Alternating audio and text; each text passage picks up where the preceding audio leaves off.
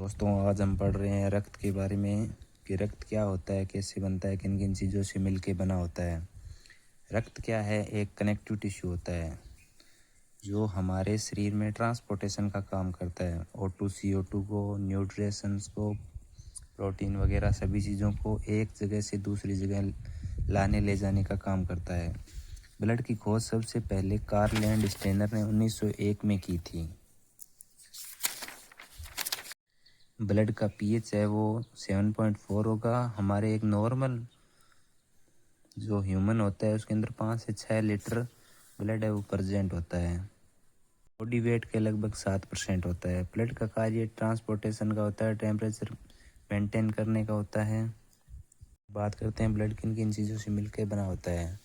Blood जो 100% में देखते हैं उसमें 50-55% जो होता है वो प्लाज्मा पार्ट होता है और 45% जो पार्ट होता है वो कोशिका पार्ट होता है। प्लाज्मा में 92% जो होता है वाटर होता है और 7% प्लाज्मा प्रोटीन, एल्बुमिन, ग्लोबुलिन और फाइब्रोनेजिन होता है। 1% अदर सब्सटेंस होते हैं।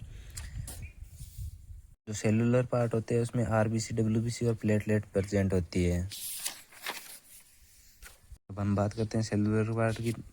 आरबीसी को एरिथ्रोसाइट्स बोलते हैं, प्लेटलेट को थ्रोम्बोसाइट्स बोलते हैं और डब्ल्यूबीसी को ल्यूकोसाइट्स बोलते हैं। से ज़्यादा संख्या में प्रेजेंट होती है हमारे बॉडी में आरबीसी, उसके बाद प्लेटलेट, उसके बाद ल्यूकोसाइट्स। ल्यूकोसाइट्स जो होती है वो 5 प्रकार की होती है: न्यूट्रोफिल, इयोसिनोफिल, बेसोफिल और लिम्फोसाइट, मोनोसाइट। इन सभी के जो है अलग अलग कार्य होते हैं, वो आपको डिटेल में अलग वीडियो में समझा दिया जाएगा।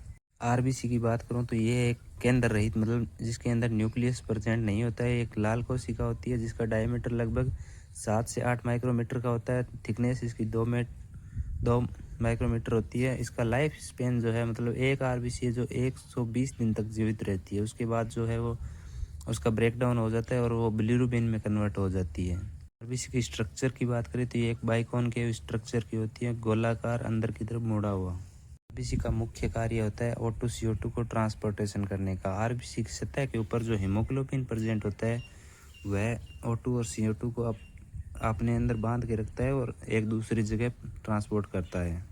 आरबीसी को एरिथ्रोपोइसिस बोलते हैं। एरिथ्रोपोइसिस मतलब आरबीसी की बनने की स्टेज, एरिथ्रोसाइट बोलते हैं, सॉरी।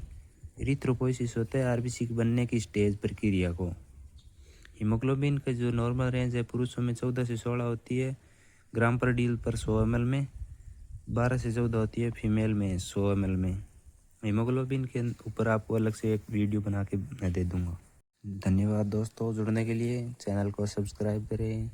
कल आपको हम पढ़ाएंगे डब्ल्यूबीसी के बारे में और प्लेटलेट्स के बारे में।